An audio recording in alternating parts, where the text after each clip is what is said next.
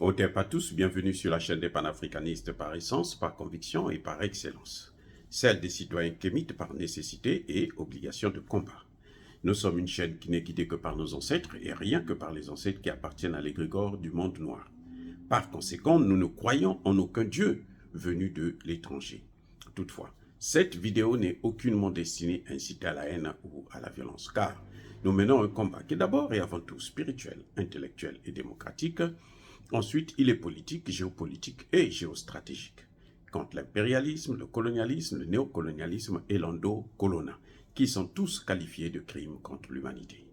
Nous menons ce combat sur la base du principe fondamental que nous avons hérité de nos ancêtres kémites, qui est celui de la Maha, c'est-à-dire solidarité, vérité et justice.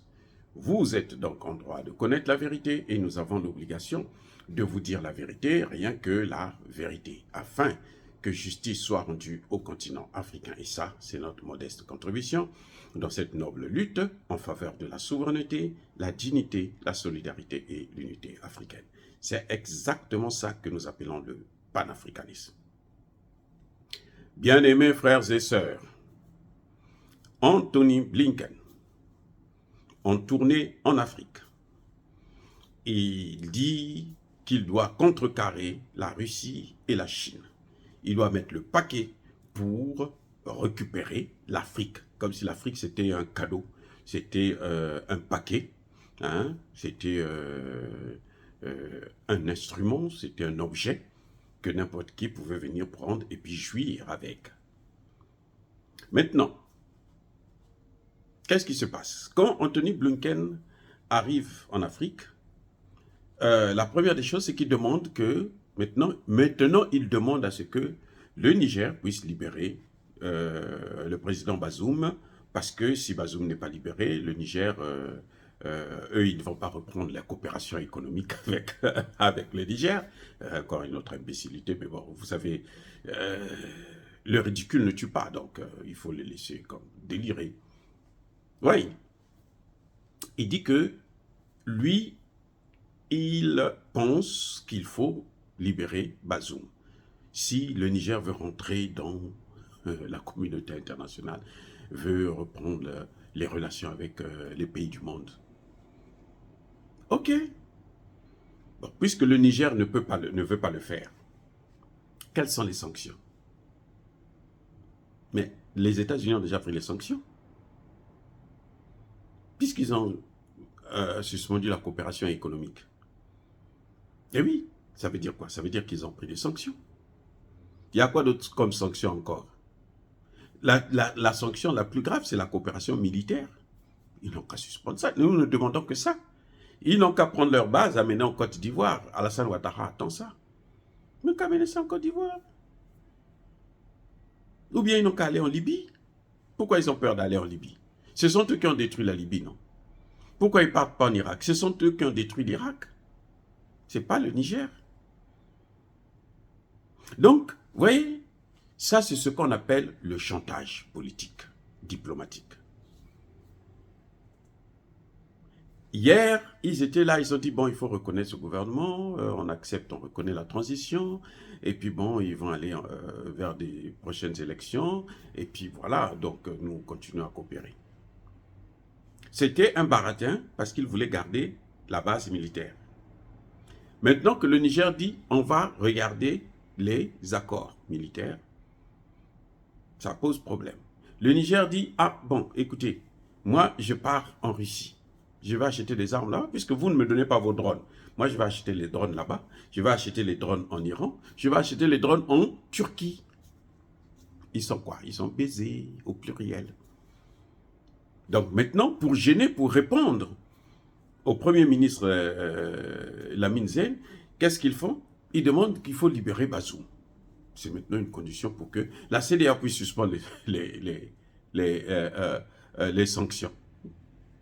Les sanctions de la CEDEAO, là, c'est mieux qu'on les garde. Mais, monsieur le Premier ministre, je suis désolé de vous le dire, il vaut mieux qu'ils gardent les sanctions. Comme ça, vous les tenez loin de vous. Comme ça, vous n'avez pas besoin de les écouter. Qu'ils maintiennent les sanctions. Puisque avant on ne pouvait pas prendre les sanctions.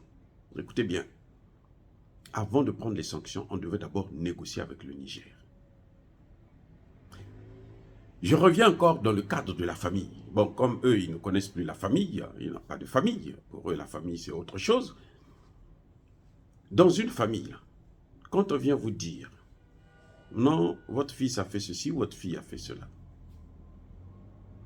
C'est pas quand elle rentre à la maison, devant la porte, vous la giflez.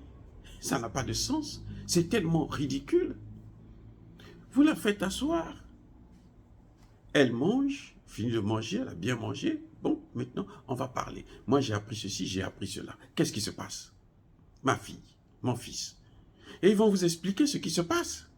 Et après, maintenant, vous pouvez leur prodiguer des conseils ou bien vous pouvez prendre des sanctions. Mais on ne prend pas les sanctions comme ça parce qu'on vous a dit non, mais votre fille a fait ceci, votre fils a fait cela. Mais c'est comme si vous n'avez pas de cerveau. Oui, la CEDEAO a déjà pris les sanctions. Maintenant, elle négocie. Et vous savez quoi? En ce moment, c'est la CEDEAO maintenant qui boycotte les négociations. La CEDEAO n'en veut plus. Elle n'en veut plus. Elle boycotte les négociations. Parce que le gouvernement nigérien a libéré le fils et la femme. Il reste maintenant le père. Mais le père, lui, il doit être jugé. Le Niger ne peut pas libérer. C'est-à-dire que s'il libère Bazoum, ce serait la plus grosse faute monumentale de ce 21e siècle. Et surtout par la demande des Américains. Les Américains ont déjà pris les sanctions. Les Européens ont pris les sanctions. La CEDEAO a pris les sanctions. L'Union africaine a pris les sanctions. Et vous arrivez à vous en sortir. Ça fait maintenant presque 6 mois. Qu'est-ce que vous avez à craindre encore? Il faut seulement renforcer la construction de l'AES. C'est tout ce qui reste à faire. Les mêmes Américains, ils viennent vous dire qu'il faut l'ordre constitutionnel. Ils vont en Côte d'Ivoire, ils disent qu'on va lutter contre le terrorisme. Ils veulent mettre une base militaire là-bas. Ils veulent mettre une base militaire au Nigeria. Ils ont une base militaire, les Français ont une base militaire au Bénin. Ils veulent une base militaire au Togo. Vous ne pensez pas qu'il y a quelque chose qui ne va pas? Au Togo aussi, il y a un gouvernement anticonstitutionnel. Au Bénin, il y a l'ordre constitutionnel qui a été aussi dérangé. Au Nigeria plutôt, en Côte d'Ivoire, pourquoi ils ont des bases militaires partout? Donc, il ne faut pas écouter ça. Ça, c'est vraiment de l'intimidation. Parce qu'ils ne savent pas quoi faire. Ils ne peuvent pas demander au gouvernement du Niger de ne pas aller en Russie, de ne pas coopérer avec la Russie. Comme on a entendu Molefi qui dit, s'il coopère avec la Russie, là, ce sera pas normal, ce sera grave. Ce sera grave pour vous. Vous ne voulez même pas nous recevoir chez vous. Bon, laissez-nous aller là où on nous reçoit. Eh oui, c'est-à-dire que tout ce que font les Américains et les Français, les Européens actuellement, c'est ce qui nous pousse de plus en plus dans les mains de Poutine, de la Chine, de l'Iran, ainsi de suite. Parce qu'on est obligé d'avoir des partenaires avec qui on peut travailler pour nous développer. Parce que vous avez passé votre temps à nous écraser.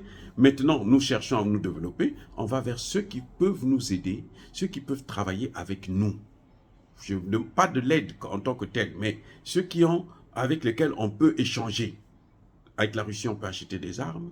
Avec la Chine, elle peut investir, elle peut acheter nos produits.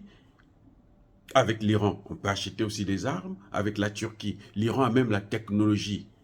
L'Iran forme plus d'ingénieurs par an que la France. Donc, qu'est-ce que nous avons à craindre? Voilà. Les intimidations de Blinken, il va les garder avec lui, il repart avec aux États-Unis, et puis bon, il va se charger de ça avec Joe Biden. J'espère que dans quelques mois, il va partir et puis laisser la place à Trump. Nous, c'est ça que nous voulons. Pourquoi eux-mêmes, il n'y a pas eu le retour à l'ordre constitutionnel ici? Ils ont fait un coup d'État. C'est pas moi qui le dis, c'est Donald Trump qui le dit. Il y a eu un coup d'État. Monsieur Lamizé, le gouvernement, le type que vous voyez là, qui dit qu'il faut que vous libérez Bazoum, l'ordre constitutionnel, il y a eu un coup d'État ici.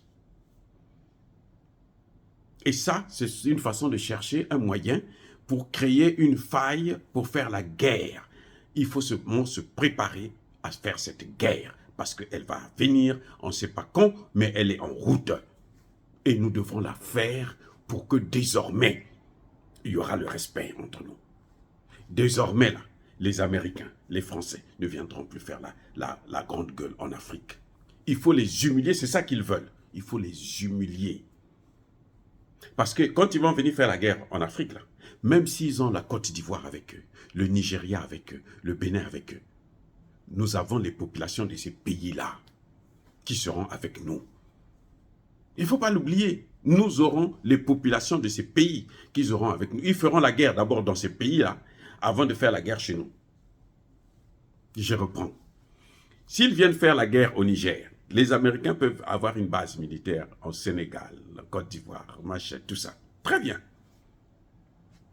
Quand ils vont commencer la guerre, là, les populations, ce n'est pas le gouvernement. Le gouvernement sera avec eux. Ça, ce n'est pas un problème. On s'en fout de ça. Les populations de ce pays-là ne seront pas avec eux. Les populations de ce pays-là seront avec nous. Donc, ces populations-là vont leur faire la guerre. Ils vont faire la guerre au dos, par le dos. Hein? Ils vont faire la guerre par le ventre devant. Ils auront deux guerres. Interne même, et puis externe. C'est ça qui arrivera. Et un peuple déterminé, une jeunesse africaine déterminée, ils ne peuvent pas battre cette jeunesse. Et vous allez voir que ce qui va se passer, même chez eux-mêmes, cette guerre-là va revenir chez eux-mêmes aussi d'une manière ou d'une autre. Et c'est là où vous allez voir ce qui va se passer dans ce monde. Et c'est après ça seulement qu'on aura la paix. Préparons-nous à cette guerre. En quelque sorte, préparons-nous. Vous avez vu en Ukraine, qu'est-ce qui s'est passé? Ils ont échoué, non? Ils n'ont pas échoué. Ils ont échoué. Ils ont été battus là en Somalie.